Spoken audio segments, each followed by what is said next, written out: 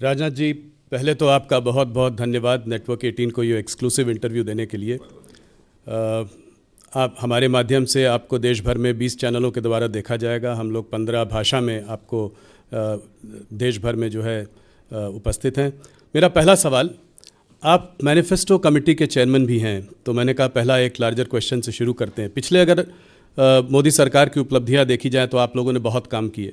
आप लोगों ने आर्टिकल 370 को रिपील किया, CA लाए, 33% विमेन रिजर्वेशन भी आया, सबसे बड़ा इधर राम मंदिर की प्राण प्रतिष्ठा भी 22 जनवरी को हुई। तो ये सब तो पिछले आपकी उपलब्धियों के बारे में हो गया। अब के मैनिफेस्टो में सबसे बड़ी चीज़ें आप क्या लेकर आएंगे? वैसे इस बार के मैनिफेस्टो का जहाँ तक प्रश्न है, जब वो रिलीज़ होगा उस समय मैं समझता हूँ सारे देश को जानकारी हो जाएगी। अभी अंडर कंसिडरेशन है। अब सारी चीज़ें लगभग पूरी होने की हद तक पहुँच गई हैं और हमारा, मैं समझता हूँ कि आज के 7-8 दिन के बाद ही हम लोग अपना मैनिफेस्टो रिलीज़ करेंगे। मैनिफेस्टो का हम लोगों के लिए बहुत ही अधिक महत्व होता है जी, क्योंकि मैं मानता हूं कि मैनिफेस्टो में कोई भी पॉलिटिकल पार्टी हो, जो जनता के साथ वादे करे अक्षरशः उन वादों को पूरा करे, क्योंकि नेताओं और राजनीतिक पार्टियों के कृति और कथन, वर्ड्स और डीड, कहने और करने में अंतर होने के कारण ही भारत की राजनीति और भारत के नेताओं पर से पहले एक जनता का विश्वास कहीं न कहीं कम हुआ है। यह विश्वास का संकट पैदा हुआ है। भारतीय जनता पार्टी हिंदुस्तान की एक अकेली राजनीतिक पार्टी है जिसने भारत की राजनीति में पैदा हुई इस विश्वास के संकट को चुनौती के रूप में स्वीकार किया है। आपने देखा होगा कि इसके पहले जो भी इलेक्शन मैनिफेस्टो में, चाहे 2014 में अथवा 2019 में, जो भी हम लोगों ने कहा उसका अक्षरशः पालन किया है। और इस बार भी मैं देश को आश्वस्त करना चाहता हूं आपके माध्यम से, राहुल जी, इस बार भी मैनिफेस्टो में हम जो कहेंगे अक्षरशः हम उसका पालन करेंगे। तो इस बार चर्चा में मैं शुरुआत करता हूं। पहले इस बार चर्चा में बहुत रहा है वन नेशन वन पोल, तो क्या ये मैनिफेस्टो में होगा? क्या 2029 में हमारा देश जो है वन नेशन वन पोल की ओर बढ़ रहा है? आपका पर्सनल मत भी मैं जानना चाहता हूं। मैनिफेस्टो व्यक्तिगत मत यदि जानना चाहते हैं तो मेरा व्यक्तिगत मत यह है कि यह होना चाहिए, वन नेशन वन पोल होना चाहिए। स्वाभाविक इससे खर्च भी कम होगा जी, समय की बचत होगी, स्वाभाविक रूप से। और मैं समझता हूं कि इस प्रकार के विचार पहले भी बहुत सारे स्कॉलर्स के द्वारा जो है समय समय पर व्यक्त किए गए हैं। सवाल यह उस दिशा में एक प्रयास है जी।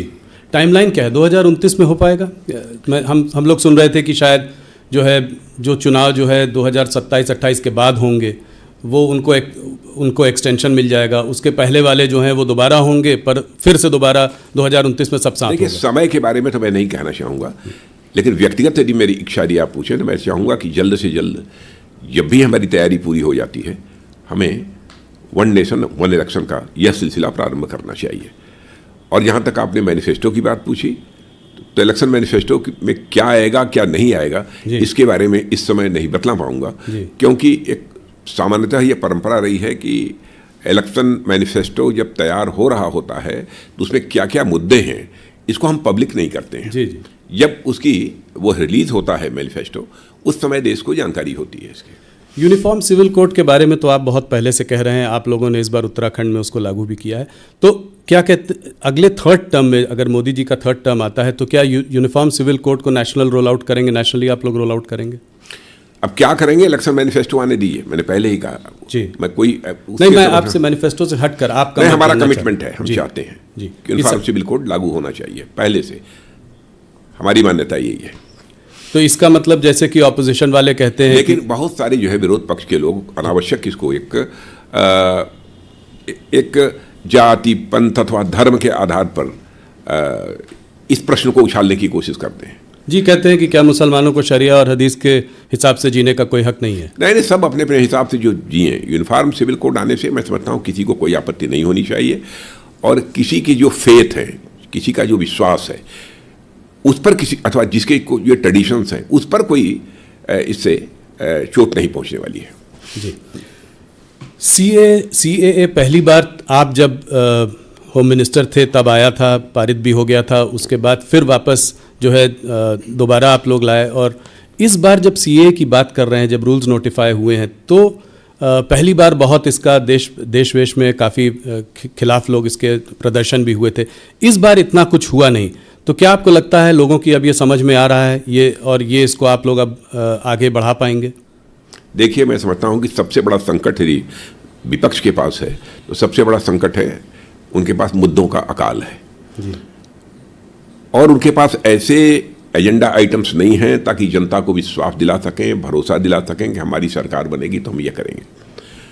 और उन सारी राजनीतिक पार्टियों को लेकर आम जनता में एक विश्वास का संकट भी है, लोग उनकी बातों पर भरोसा भी नहीं करते। अब इसको लेकर तरह तरह की गलतफहमी पैदा करने की कोशिश जो है विपक्ष के द्वारा की गई है, लेकिन मैं विश्वास के साथ कह सकता हूं कि इस सिटीजनशिप अमेंडमेंट एक्ट के कारण किसी की नागरिकता समाप्त नहीं होने जा रही है। कल ममता बनर्जी ने कहा है कि लोग वोट नहीं दे पाएंगे जब ये हो जाएगा, तो और उसके पीछे डीएमके ने भी कहा है कि इसको हम होने नहीं देंगे। हेल्दी डेमोक्रेसी में इस तरीके से जनता को गुमराह नहीं किया जाना चाहिए। और मैं समझता हूं ममता जी को भी जानकारी होगी इस सच्चाई की कि इस नागरिकता कानून यानी सिटीजनशिप अमेंडमेंट एक्ट के कारण किसी की नागरिकता जाने वाली नहीं है जी। अगर क्रोनोलॉजिकली देखें तो सीएए के बाद नेशनल रजिस्टर ऑफ सिटीजन्स भी आना चाहिए, एनआरसी आना चाहिए, इसके बारे में क्या बुरा है? जो भारत के नागरिक हैं यदि उनका रजिस्टर तैयार होता है इसमें किसी को क्यों आपत्ति होनी चाहिए? और एक गलतफहमी राहुल जी और पैदा करने की कोशिश की जा रही है कि दुनिया किसी देश का यदि कोई मुसलमान यदि मान लीजिए सिटीजनशिप लेना चाहता है किन्हीं विशेष परिस्थितियों में जी, तो उसको सिटीजनशिप नहीं मिलेगी। मैंने पहले ही कहा कि हम लोग जाति, पंथ और मजहब के आधार पर भेदभाव की राजनीति करने वाले लोग नहीं हैं। कोई यदि ऐसी विशेष परिस्थितियां होती हैं और कोई यदि भारत की नागरिकता लेना चाहता है तो उस पर भी हमारी सरकार विचार कर सकती है। और मैंने स्वयं जिस समय यह बिल तैयार हो रहा था उस समय भी हमने नागरिकता दी है अदनान स्वामी को जी। पाकिस्तान के सीएए में मुसलमान नहीं है, सीएए के अंतर्गत मुसलमानों को नागरिकता नहीं दी जाएगी। सीएए के उसके अंदर मुसलमान तो है नहीं, परिस्थितियों पर निर्भर करता है जी। तो एनआरसी आप कह रहे हैं कि आएगा अगले, उसको भी आप लोग लेकर आएंगे अगले टर्म में, आप उसमें आप कह रहे हैं कि उसमें क्या? वैसे एनआरसी से किसी को भय नहीं लगना चाहिए जी। अनावश्यक इसको लेकर हुआ खड़ा किया जा रहा है, लोगों के अंदर भय पैदा करने की कोशिश की जा रही है। और मैं समझता हूं विपक्ष को इन सब सारी चीजों से, अफवाहों से बचना चाहिए। विपक्ष को भी यदि राजनीति करनी चाहिए तो तथ्यों के आधार पर, अनावश्यक जनता की आंखों में धूल झोंक कर राजनीति नहीं करनी चाहिए। विपक्ष के अंदर भी वह दमखम होना चाहिए कि यदि राजनीति करनी है तो जनता की आंखों में धूल झोंक कर राजनीति न करें, बल्कि जनता की आंखों में आंख डालकर राजनीति करें। जी, बड़ा बयान है आपका। मंदिर वहीं बनाएंगे, आपका बहुत बड़ा बयान था, बहुत बड़ी आपकी प्रॉमिस थी जो आपने जनता के सामने जो करके दिखाया। एक और आपका नारा था, एक और आपका नारा है कि अभी तो ये झांकी है, मथुरा काशी बाकी है। तो इसको आप कैसे देखते हैं इस वक्त? क्या अगले कार्यकाल में इस पर भी काम आगे बढ़ाया जाएगा? आपने इलेक्शन मैनिफेस्टो की जो बात की थी, इलेक्शन मैनिफेस्टो में जो था जी वो हम लोगों ने किया है जी। तो ये आएगा इलेक्शन मैनिफेस्टो में, इस पे आपका पर्सनल मत भी जानना चाहूंगा। नहीं, इलेक्शन मैनिफेस्टो में क्या आएगा तो मैंने पहले ही बताया। पर वैसे मथुरा काशी के बारे में यही मैं आप लोग तो पहले से कटिबद्ध हैं कि आप इलेक्शन मामला सब जुडिस है जी, मामला सब जुडिस है जी। अब तो ज्ञानवापी मुझे लगता है कि फैसले की प्रतीक्षा करनी चाहिए, तो उसके हिसाब से आगे बढ़ेंगे। एक चीज राजनाथ जी और कि काशी और मथुरा अपनी जगह पे है, पर यह सिलसिला कब तक चलेगा? कितने जगहों पे हम मंदिर बनाएंगे? क्या ये यहाँ पर ख़त्म होना चाहिए कोई एक जगह पे कि ये आगे बढ़ता चला जाएगा, इसमें हम ऐसे करते चले जाएंगे? मोहन भागवत जी ने भी कहा है कि काशी और मथुरा के बाद हिंदुओं को भी इस बात पर विचार करना चाहिए कि आगे कैसे देखना है, क्योंकि एक सेक्युलर कंट्री में हमको सब साथ में रहना है। तो इसका आपका अपना मत क्या है? नहीं, भारत पंथ निरपेक्ष देश है, इसमें कहीं कोई संदेह नहीं है, इस पर किसी को कोई आपत्ति नहीं होनी चाहिए। लेकिन मैं काशी मथुरा के बारे में इसलिए मैं कुछ नहीं बोलना चाहूँगा क्योंकि मामला इस समय सब जुडिस है, अदालत में विचाराधीन है। मैं समझता हूँ अदालत के फैसले की हमको प्रतीक्षा करनी चाहिए। जो अदालत का फैसला होगा वह करेंगे, जैसा राम मंदिर के कोई संकोच नहीं है, अदालत का फैसला होगा करेंगे जी। और आप भी हमारी बात से सहमत होंगे, कम से कम अदालत के फैसले को चाहे कोई भी सरकार हो उसे स्वीकार तो करना चाहिए। बिल्कुल करेंगे जी। चुनाव गर्म है, थोड़ा चुनाव पे बात करते हैं। 370 बहुत ही बोल्ड टारगेट 303 से 370 करीब 20-25% की का बढ़ोतरी, इसको आप कैसे देखते, कहाँ से सीटें आएंगी ये? मैं पूरी तरह से कॉन्फिडेंट हूँ कि 370 का भारतीय जनता पार्टी की सीटों के संबंध में कह रहा हूँ, जो 370 सीटों पर भारतीय जनता पार्टी को विजय प्राप्त होगी, इसके संबंध में कहीं पर कोई शंका नहीं है। हम पूरी तरह से आश्वस्त हैं और एनडीए को 400 पार। नहीं, ये तो बहुत बड़ा नंबर है। क्या और ये इस आधार पर कह रहे हैं जी कि जनता का जिस तरीके से विश्वास हम लोगों को प्राप्त हो रहा है, भारतीय जनता पार्टी एनडीए और हमारे प्रधानमंत्री मोदी जी को जिस तरीके से प्राप्त हुआ है, उस आधार पर हम लोग पूरी तरह से आश्वस्त हैं कि भारतीय जनता पार्टी को 370 सीटों पर विजय मिलेगी और एनडीए को का नंबर 400 से पार जाएगा। ये सिर्फ राम मंदिर की वजह से नहीं है, बल्कि ये सिर्फ राम मंदिर की हवा की वजह से नहीं है। इस 370 और भी चीजें हैं जिसकी वजह से बहुत सारे, ये तो सबसे बड़ी चीज जो मैंने कहा ना कि हम लोगों की पार्टी के बारे में एक विश्वसनीयता, हमारी गवर्नमेंट के बारे में क्रेडिबिलिटी, हाँ credibility, Modi ji lead government की क्रेडिबिलिटी जी, इसके कारण जनता के अंदर एक बहुत ही अधिक विश्वास पैदा हुआ है। इस कारण लोगों का समर्थन हमको प्राप्त हो रहा है। ऑपोजिशन लीडर राहुल गांधी कहते हैं कि आप लोग मैच फिक्सिंग करते हैं, मोदी सरकार अगर ईडी सीबीआई और ईवीएम नहीं हो तो चुनाव नहीं जीत सकती, इसको आप कैसे देखते हैं? मैं ये कहता हूं कि ईडी सीबीआई के कारण हमारे ऊपर आरोप लगाया जा रहा है। क्या करप्शन को रूट आउट करने के लिए किसी गवर्नमेंट को अपनी तरफ से प्रयास नहीं करना चाहिए? दूसरी चीज, कोर्ट में वह जाते हैं, अदालत में जाते हैं और कहते हैं कि हमारे साथ नाइंसाफी हुई है, हमारे साथ गलत हो रहा है, लेकिन कोर्ट के द्वारा उनको रिलीफ नहीं मिल रही है। आप स्वयं फैसला करिए कि कौन गलत है कौन सही है। राजा जी, मैं इसी सवाल को आगे लेकर जाता हूँ।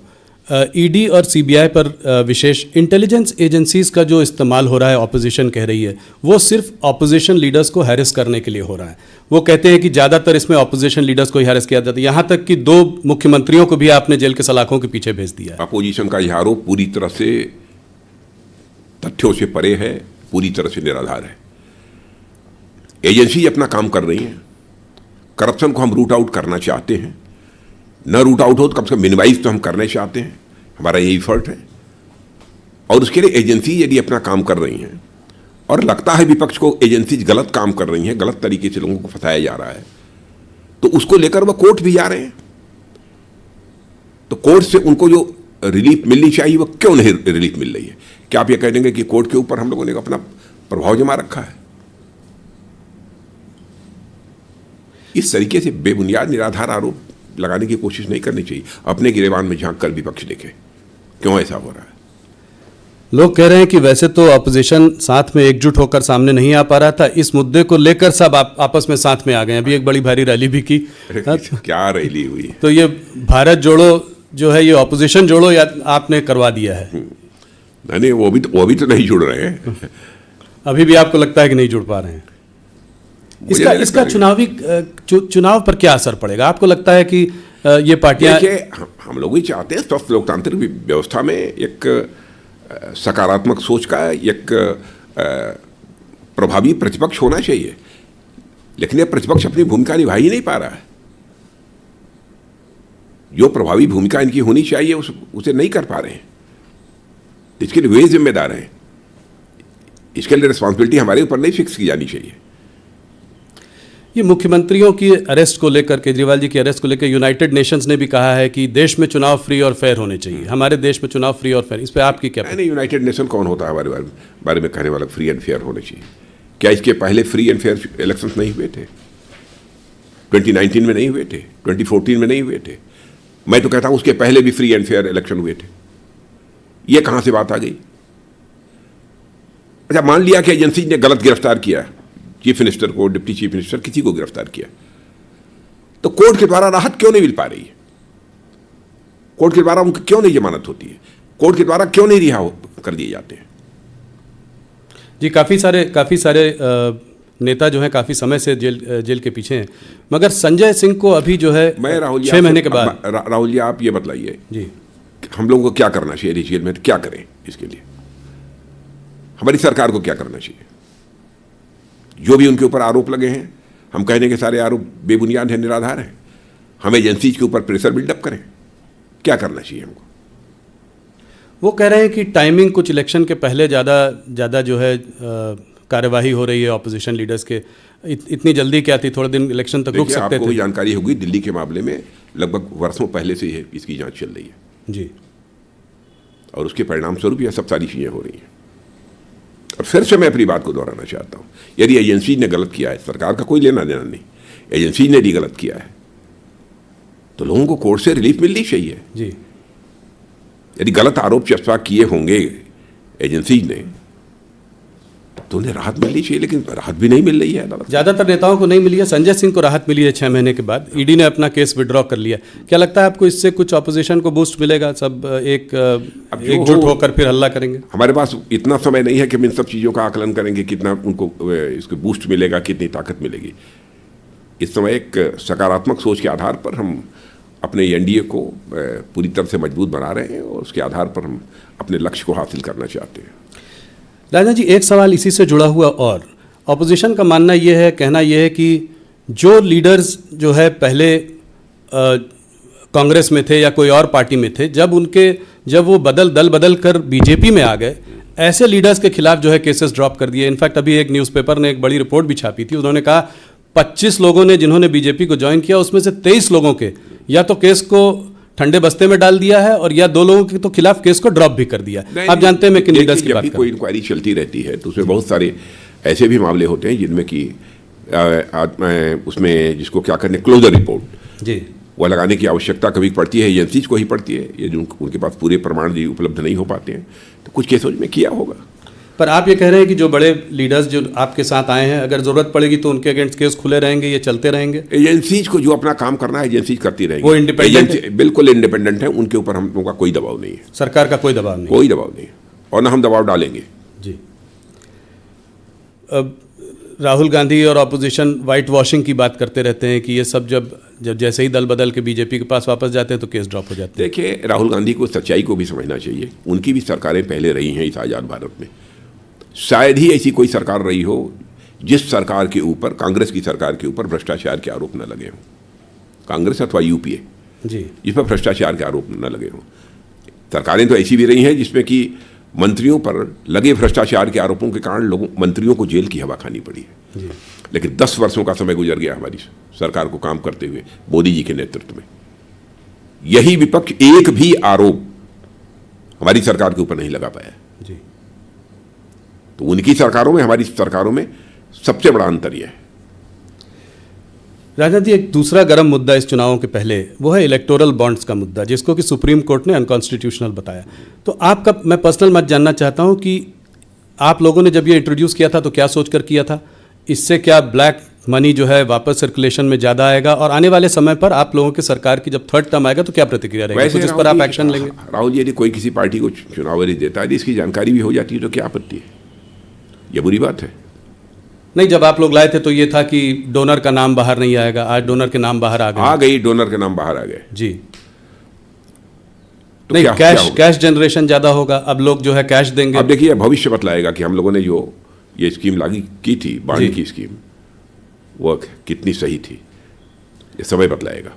तो आपका पर्सनल मानना क्या है कि इससे ये आपने जब सोचा था तब आप लोगों ने यही कहा था कि इससे ब्लैक मनी जो है, जो ज़्यादा है, वो एक ट्रांसपेरेंट जिस हद तक पॉसिबल है ट्रांसपेरेंट प्रोसेस आपने डालने की कोशिश की थी। यह भी एक हमारी सोच थी जी। और दूसरी चीज़ ये बताइए, मैं आपसे पूछना चाहता हूँ कि कहा जाता है कि इलेक्टोरल बॉन्ड किसका है, किस कंपनी के द्वारा दिया गया है, किस कैपिटलिस्ट के द्वारा दिया गया है, इसकी जानकारी होनी चाहिए। कल तो कोई यह भी कहेगा किसने किस पॉलिटिकल पार्टी को वोट दिया है, इसकी भी जानकारी दी जानी चाहिए। क्या इसे आप स्वीकार करेंगे? कोई भी देश जहां पर हेल्दी डेमोक्रेसी होगी इसको स्वीकार करेगा कि कोई अपना मत किस पॉलिटिकल पार्टी को दे रहा है, किस व्यक्ति को दे रहा है, इसका भी डिस्क्लोजर होना चाहिए। जी नहीं, ये स्वीकार नहीं करेगा। मगर ये मुद्दा थोड़ा अलग है इस मायने में कि लोगों का ये मानना है कि ऐसा भी हो सकता है, जो कि ऑपोजिशन कह भी रहा है, कि करीब 4000 करोड़ रुपए इलेक्टोरल बॉन्ड जो खरीदे गए वो रेड्स होने के बाद 14 कंपनीज पर रेड हुआ, रेड होने के तुरंत बाद इलेक्टोरल बॉन्ड्स खरीदे गए। तो ये एक तरीके से, जिसको कि ऑपोजिशन कह रहा है, राहुल गांधी हफ्ता वसूली कह रहा है, कोई कह रहा है चंदा लेने का तरीका है। हालांकि उनको भी मिला है। ये मतलब मान लिया यदि हो एक दो, मुझे जानकारी नहीं है, लेकिन आप ये कह रहे हैं तो मैं मान लेता हूँ। लेकिन क्या ये कर देने के कारण उनके केसेस बंद हो गए?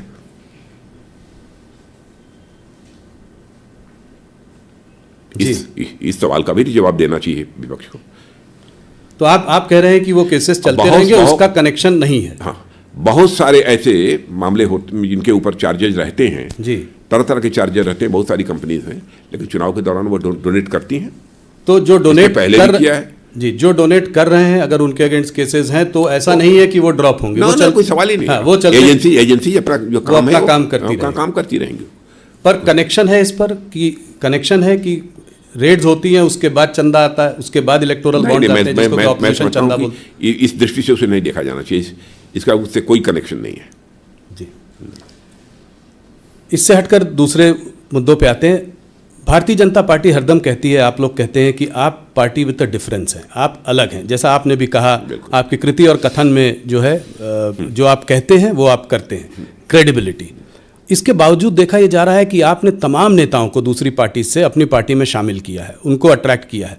कुछ लोगों के ट्रैक रिकॉर्ड भी शायद इतने अच्छे न रहे हों, कुछ परिवारवादी पार्टी भी हैं कुछ स्टेट्स में, जिनको आप उसके हरदम खिलाफ रहे हैं। इसको आप कैसे देखते हैं? ये एक्सोडस जो कांग्रेस से बीजेपी में हो रहा है या अन्य पार्टियों से जो लोग शामिल हो रहे हैं बीजेपी में, इसको आप कैसे देखते हैं? क्या इसमें आपके कार्यकर्ता में भी रोष है? हमारे कार्यकर्ताओं में कोई रोष नहीं है। इसे तो कम से कम स्वीकार करेंगे कि हमारी पार्टी की विश्वसनीयता, हमारी पार्टी की साख ये बढ़ी है जी। और स्वाभाविक रूप से दूसरे राजनीतिक पार्टियों के लोग भी हमारी भारतीय जनता पार्टी की सदस्यता स्वीकार करने के लिए उत्सुक हैं। तो इसे तो सचमुच सकारात्मक नजरिए से देखा जाना चाहिए जी। जो पार्टी जीत रही है, जो पार्टी पावर में है, उसको तो हर आदमी ज्वाइन करना चाहता है, मगर आप लोग एक फिल्टर लगाते हैं कि इसको लेंगे, इसको नहीं लेंगे। ऐसा नहीं है। लंबे समय तक हम लोग विपक्ष में काम करते रहे और कांग्रेस लंबे समय तक सत्ता में थी इस देश में जी, लेकिन हम लोगों ने तो नहीं कांग्रेस ज्वाइन किया। इन राजनीतिक पार्टियों को भी इंट्रोस्पेक्ट करना चाहिए जो इस प्रकार के आरोप लगा रही हैं कि ऐसा क्यों हो रहा है। उनको अपना आत्मनिरीक्षण करना चाहिए। केवल आरोप के लिए आरोप नहीं लगाए जाने चाहिए जी, आरोपों के पीछे भी तथ्य होने चाहिए जी। राजन जी, एक और मुद्दा जो कि पिछले 4-5 सालों में रहा है, और वो है एक फार्मर एजिटेशन का मुद्दा।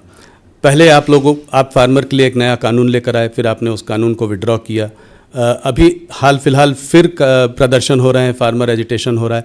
तो ये बीजेपी जो है फार्मर्स को, किसानों को, और आप तो खैर किसान परिवार से आते हैं, तो अपना जो ये कम्युनिकेशन कुछ गैप हो रहा है कि आप अपनी बात जो है उनके सामने ठीक से रख नहीं पा रहे हैं। वो समझ जो फार्मर से संबंधित बिल था जो विड्रॉ करना पड़ा जी, मैंने हम लोगों को भी लगा कि शायद हम उनके हित के लिए ले आए थे जी, ये किसानों के हित में था, लेकिन शायद जिस तरीके से उन्हें कम्युनिकेट किया जाना चाहिए था, जिस तरीके से ये बात उन तक पहुंच जानी चाहिए थी, शायद नहीं पहुंच पाई जी। क्योंकि बहुत लोगों का मानना है कि बोल्ड रिफॉर्म था। हाँ, बहुत लोगों का मानना है बोल्ड रिफॉर्म था, फार्मर्स के लिए बहुत अच्छा था, मगर उसके बावजूद उसको हटाना पड़ा। और तो वही ना, समझा नहीं पाए। शायद उसके लिए और समय चाहिए था ताकि हम किसानों को समझा पाते, उनके साथ और डायलॉग की जरूरत थी, शायद वो खुद भी समझ जाते। हो सकता है भविष्य में वही किसान ये मांग करें कि जो बिल वापस लिए गए थे उन बिलों को प्रभावी किया जाए। तो आप लोग उनसे इस बारे में बात करने की, उनको समझाने की कोशिश जारी रखेंगे? देखिए, हम लोगों की बात तो बराबर किसानों से होती रहती है। अभी पंजाब के कुछ किसानों ने जो आंदोलन किया था, आपने देखा होगा 3-3 मंत्री हमारे बराबर उनसे संवाद करने के लिए पंजाब में जा रहे थे, बराबर गए जी, और 4-4, 6-6 घंटे तक बातचीत की जी। हम इस देश के किसानों के साथ अपना संवाद नहीं तोड़ना चाहेंगे। तो आपके लिए क्या मैसेज है? किसानों का हित हमारे लिए सर्वोपरि है जी। आपसे सुनना चाहूंगा कि आप क्या कहना चाहते हैं देश के किसानों को? देश के किसानों को मैं यही कहना चाहता हूं कि देश के किसानों की आमदनी बढ़े जी, उनको उनकी फसल की उचित कीमत मिले जी, यह हमारी सरकार की सोच है। फार्मर इनकम को डबल करने की जो बात करते थे वो वैसे ही चालू है। बिल्कुल, फार्मर इनकम को जो डबल करने का जो हम लोगों का संकल्प है वह काफ़ी हद तक पूरा हुआ है, आगे और पूरा होगा। राजनाथ जी, आप देखते होंगे प्रधानमंत्री किसान सम्मान निधि के अंतर्गत जी जी किसानों को असिस्ट करने के लिए, ताकि अपनी फसल यदि वह कुछ उगाना चाहते हैं अथवा कोई नई फसल डालते हैं तो उसमें बहुत सारी फर्टिलाइजर की ज़रूरत होती है, पानी की ज़रूरत होती है, कीटनाशक दवाओं की ज़रूरत होती है। कहीं ऐसा ना हो कि पैसे के अभाव में ये सब सारे काम वो न कर सकें जी। ये दवाएं, खाद, यह सब न खरीद सके। इसलिए प्रधानमंत्री किसान सम्मान निधि के अंतर्गत 6,000 रुपया प्रतिवर्ष किसानों को हमारे प्रधानमंत्री जी मुहैया भी कराते हैं जी।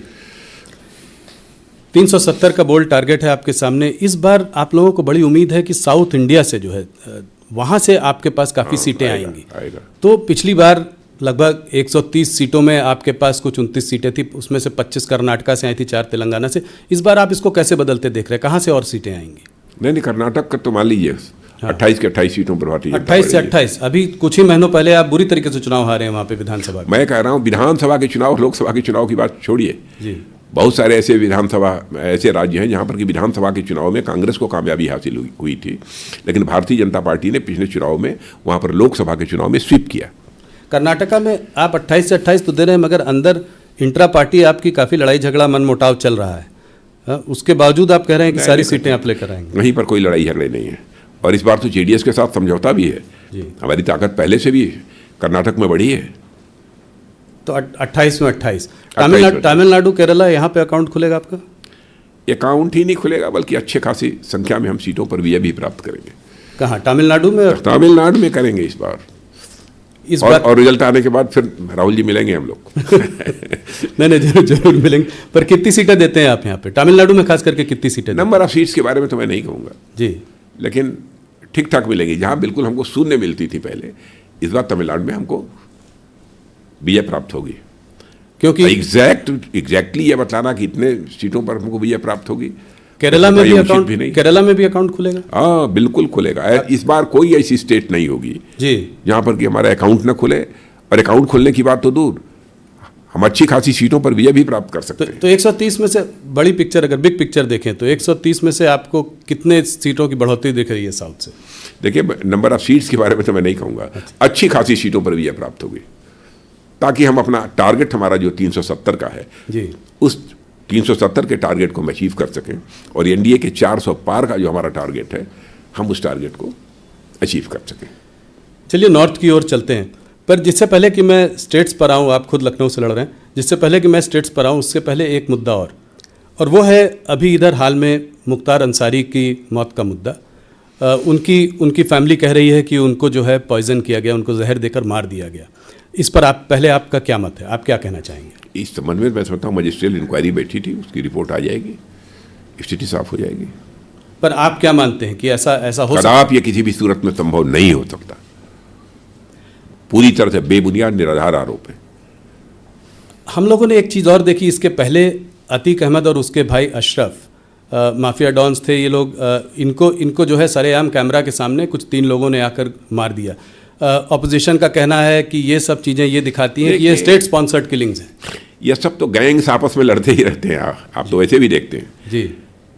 चले जाइए कहीं पर भी, सभी जगह 1, 2, 3 गैंग्स होते हैं, सबके इंटरेस्ट एक दूसरे से क्लैश करते रहते हैं और एक दूसरे से टकराते रहते हैं, एक दूसरे की हत्या करते रहते हैं।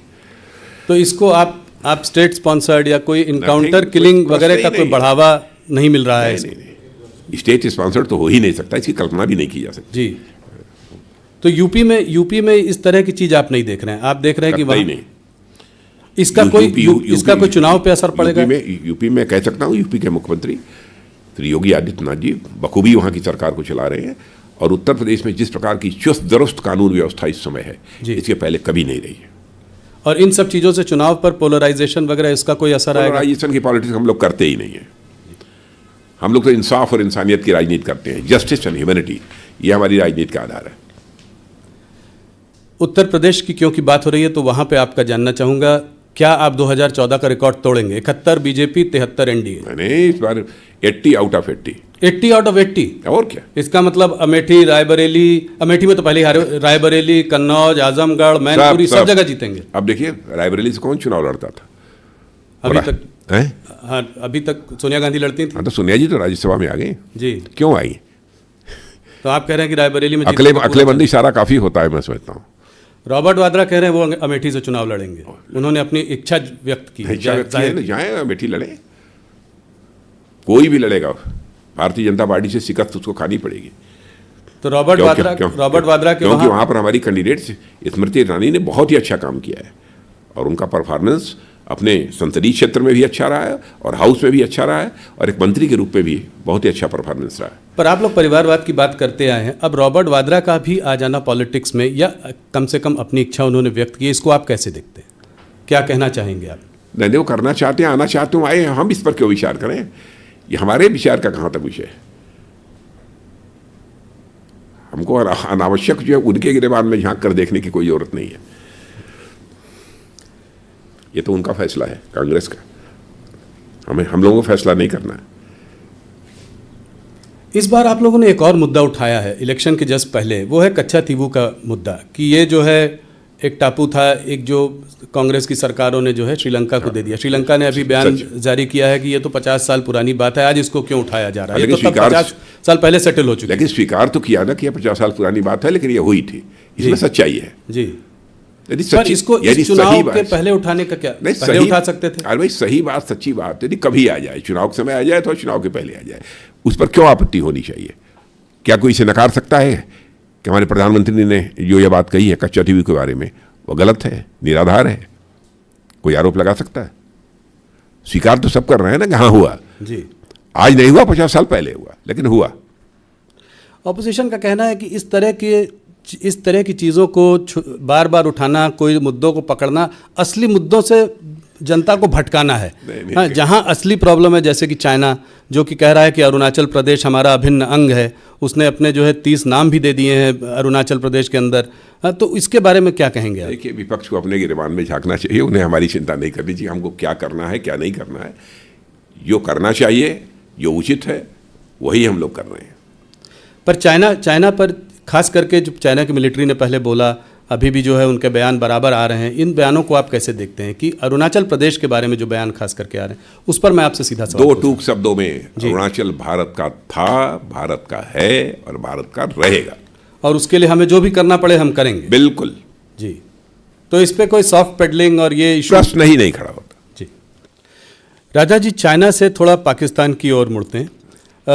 अभी कल ही जो है गार्डियन, फॉरेन पब्लिकेशन है गार्डियन, उसमें एक आर्टिकल आया है, उसमें कहा है, उस आर्टिकल ने कहा है कि जो है भारत ने पाकिस्तान की धरती में 20 लोगों को, 20 इंडिविजुअल्स को, टेररिस्ट को जो है पिछले कुछ सालों में मारा है, उन्हीं की धरती में जाके मारा है। और जो है इस पर तमाम क्या कहते हैं, उन्होंने बहुत रिसर्च की है, बहुत लोगों से बात की है। ये पहले हम लोगों के बारे में कनाडा में भी बोला गया, यूएस में भी ये चर्चा हुई पहले, पर पाकिस्तान की ये नई चर्चा है, 20 लोग। तो इसको आप कैसे देखते हैं कि ये क्या, उस आर्टिकल में ये भी कहा है कि जो है भारत जो है केजीबी और मुसाद से जो है काफ़ी इन्फ्लुएंस्ड है, तो उनकी भी जो इंटेलिजेंस एजेंसी है, रॉ वगैरह, इस तरीके का काम कर रही हैं। कोई स्लीपर सेल है यूएई में, उसने जो है इसमें उसका रोल रहा है, और 20 लोगों को, मतलब एक आध लोग नहीं, 20 टेररिस्ट को जो है हमने कुछ सालों में मारा है। 20 टेररिस्ट को मारा है? हाँ जी, मतलब टेररिस्ट कह लीजिए, लोगों कह लीजिए, पर वहाँ उनकी धरती में मारा है।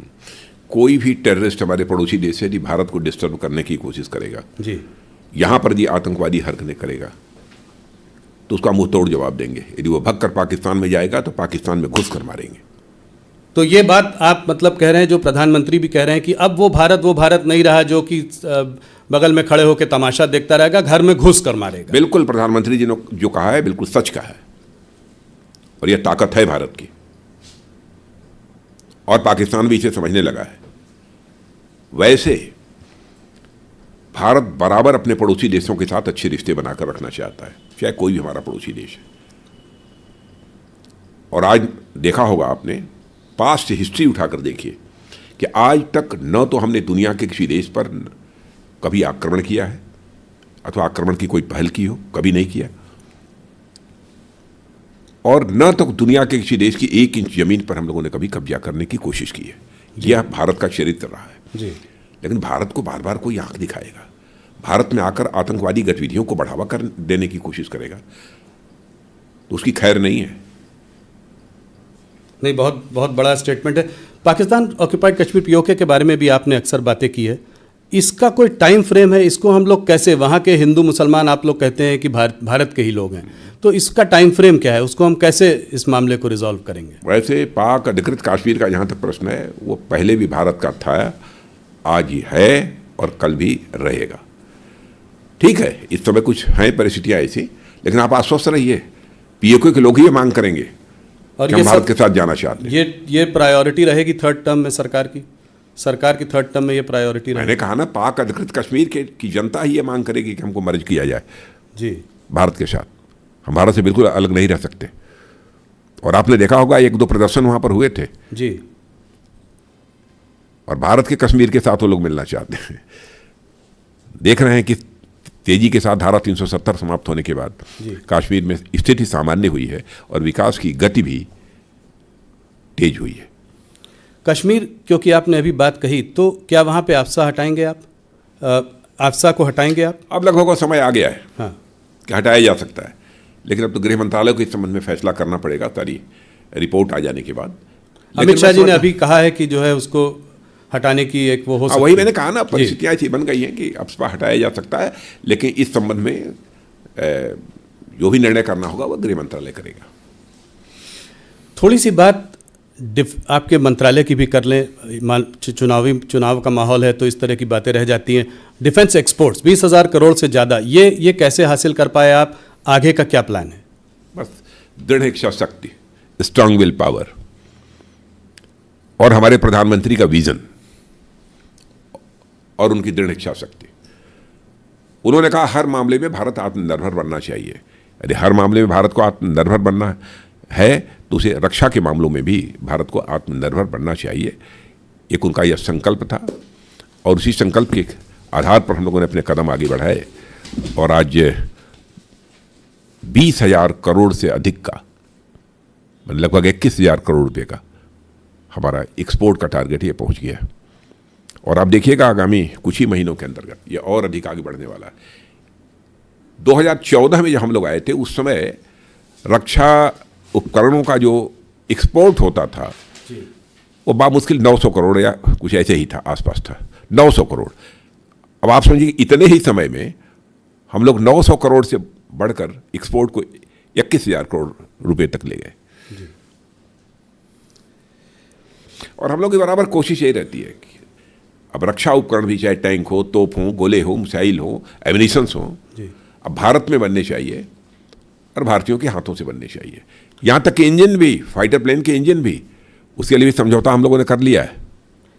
इस चीज़ में हम लोग कुछ पीछे रह गए, कुछ काम धीमी गति से चल रहा है डीआरडीओ में। यही जैसे चाइना की जो नेवी है, सबमरीन हो, वॉरशिप हो, बहुत बड़ी उनकी जो है वो है।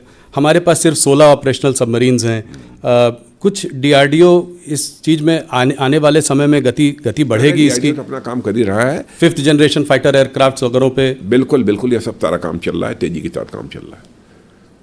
तो इसमें आपको लगता है आने वाले अगले कार्यकाल पे इस पे काम और तेजी से होगा? तेजी से हो ही रहा है। उस समय अगले कार्यकाल में उसके परिणाम दिखने लगेंगे लोगों को। जी राजनीति, आप आज से नहीं, बहुत पहले से, जब से आप राजनीति में हैं, आपके संबंध हर पार्टी से अच्छे रहे हैं। आपने एक हरदम एक द्वार खोल के रखा है जिससे कि बातचीत होती रहे, लोगों से मिलना जुलना चलता रहे, चाहे राजनीतिक परिस्थितियां कैसी भी हों। क्या आपको आज लगता है कि वो उस तरह की परिस्थितियां आज नहीं रही, कि आज बहुत एक ऐसा माहौल बन गया है जिसमें लोग कुछ भी बोल जाते हैं? लोग जैसे मोदी को गोली मारो, कोई बोलता है मोदी का लाठी मारो, सर फोड़ो, इस तरह की बातें। कंगना रनौत जी के खिलाफ कुछ बोल दिया, हेमा मालिनी जी के खिलाफ कुछ बोल दिया। तो ये क्या आप देखते हैं कि ये स्तर गिरता जा रहा है? इसको आप कैसे देखते हैं? नहीं, इस प्रकार के आरोप लगाने से लोगों को बचना चाहिए। इस प्रकार के शब्दों के प्रयोग से भी बचना चाहिए। स्वस्थ लोकतांत्रिक व्यवस्था में इसकी अपेक्षा नहीं की जाती है। और प्रधानमंत्री के बारे में तो बहुत ही नाप तोल कर बोलना चाहिए, क्योंकि मैं मानता हूं कि प्रधानमंत्री केवल व्यक्ति ही नहीं है, प्रधानमंत्री एक संस्था होता है। और आपने देखा होगा किसी भी प्रधानमंत्री के बारे में यदि कुछ बात हमने कही होगी तो बड़े नपे तुले शब्दों में कही होगी जी। लेकिन जिस तरीके से, जिस प्रकार के शब्दों का ये लोग प्रयोग कर रहे हैं, ये स्वस्थ लोकतांत्रिक व्यवस्था में इसकी कहीं कोई गुंजाइश नहीं है। राजनाथ जी, इस चुनाव में 3 और राज्य हैं जिनका एक अहम रोल होगा आपके इस नंबर को अचीव करने में, 370 जो आप कह रहे हैं, और वो हैं बिहार, महाराष्ट्र और बंगाल। तो एक एक करके बिहार पर आपकी समझ और आपकी पकड़ बहुत अच्छी है। पूरा आप सब में पूरा बोल दे रहे हैं, ऐसे कैसे मैं मान मान लीजिए ना। पार्टी बाई पार्टी, उसके बाद तो मिलेंगे हम लोग। 4 जून को तो मिलेंगे ना। जी जी। नहीं, पर इस बार बिहार में हर पार्टी के संग आपने जो है अलायंस कर लिया है। हर पार्टी, पहले तो कहा जाता था कि नीतीश जी पलटू राम कहते थे, अब तो ये कहते हैं कि बीजेपी भी पलट के बार बार उन्हीं के पास जाती है। नहीं, जाती नहीं है, उन्होंने देख लिया उनको ना, उसका उन्होंने फैसला किया कि बस बीजेपी के साथ ही रहना चाहिए, इसी में देश का हित है, इसलिए नीतीश जी ने फैसला किया। अब देखिए, नीतीश जी के बारे में जो कहना वो लोग कह देंगे, लेकिन इतनी बात सच है, उनके लंबे राजनीतिक जीवन में कभी भी कोई एक भी भ्रष्टाचार का आरोप उनके ऊपर नहीं लग पाया। ये बहुत बड़ी बात है। अरे वो हमारे साथ हैं तो ये तो सचमुच हम लोगों के लिए एक हर्ष का विषय है। पर 2014 के पहले से कभी मोदी जी के बारे में कुछ बोलते हैं, कभी पार्टी के बारे में कुछ और बोलते हैं, बदलते रहते हैं। फिर तो इस बार बदलने का सवाल नहीं। चलिए, तेजस्वी जी ने कहा है कि मोदी की गारंटी तो ठीक है, इस बात की गारंटी दे सकते हैं कि चाचा फिर पलटी नहीं मारेंगे। नहीं, उन्होंने तो खुद ही कहा है, नीतीश कुमार जी ने। जी हाँ। तो आपको उम्मीद होना था, हो गया। अब यहाँ मैं आ गया हूँ, यहीं रहूँगा। और आने वाले समय में विधानसभा का चुनाव भी मिलकर लड़ेंगे? बिल्कुल लड़ेंगे, मिलकर लड़ेंगे। अगर इससे हटकर थोड़ा महाराष्ट्र में आए, महाराष्ट्र में लोग कह रहे हैं कि एक अजीब खिचड़ी सी बन गई है। तीन पार्टियों का, 2 पार्टियों का विभाजन हुआ है, उसमें एक फैक्शन आपके साथ है।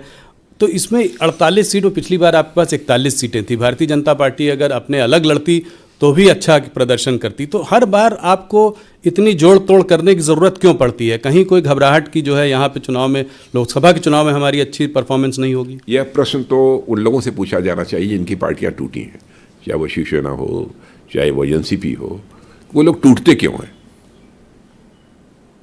अब वो टूटेंगे और उनके लोग हमारे साथ, पार्टी एक्टिवली तोड़ने में काम नहीं सर, ये सब अपराध नहीं करते हम लोग।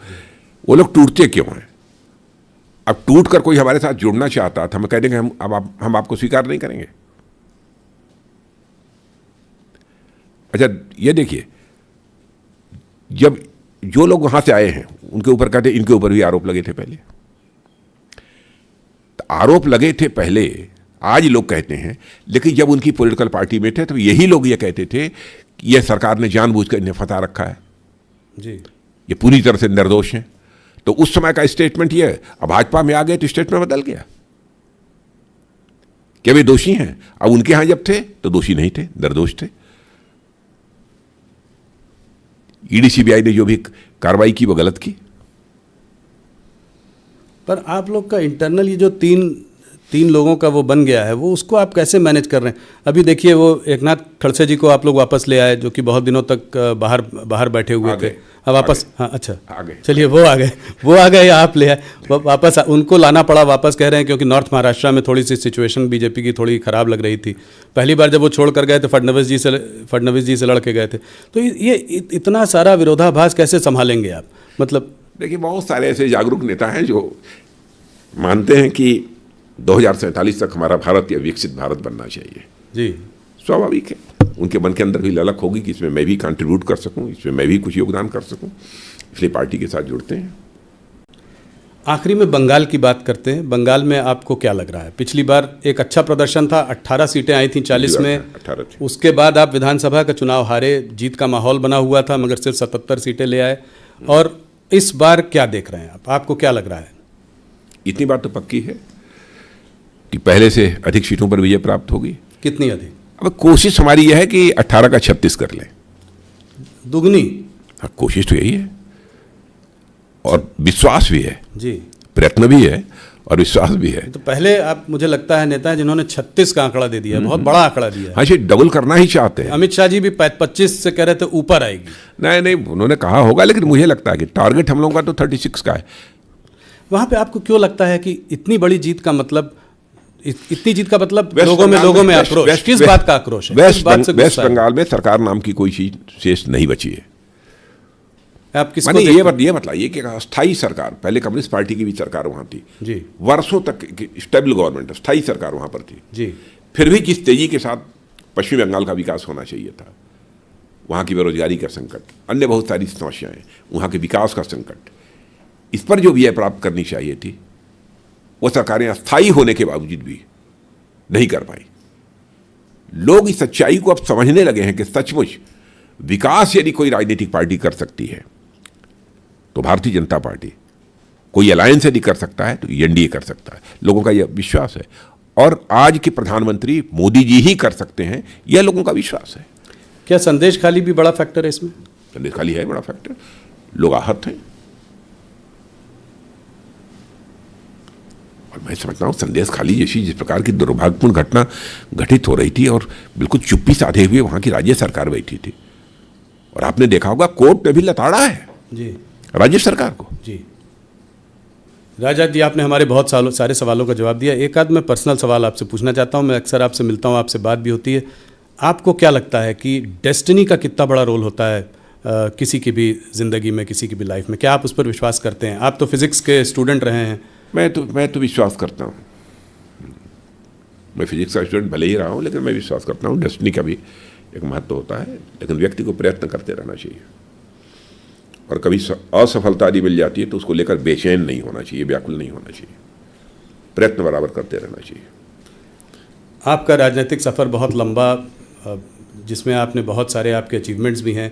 आने वाले 5 सालों में राजनाथ सिंह क्या करना चाहेंगे? तो ये मुझे नहीं मालूम है, पर आप कुछ अपने आप तो करना, आपकी अपनी पर्सनल इच्छा क्या है कि आप किस रोल में देखना चाहेंगे? मैंने हमारी कोई पर्सनल इच्छा नहीं है, बहुत किया है। पार्टी और हमारे प्रधानमंत्री जो भी भूमिका निर्धारित करेंगे वो करेंगे। राजनाथ जी, आपने हमसे बात करी, बहुत अच्छा लगा। आज आपकी तबीयत भी थोड़ी नासाज थी, आपसे मुलाकात हुई, उसके बावजूद आपने हमको इतना लंबे समय इंटरव्यू दिया और हमारे सारे प्रश्नों का जवाब दिया। आपका बहुत बहुत धन्यवाद, और आपको इलेक्शंस के लिए बहुत शुभकामनाएं। बहुत बहुत धन्यवाद राहुल जी, बहुत बहुत धन्यवाद।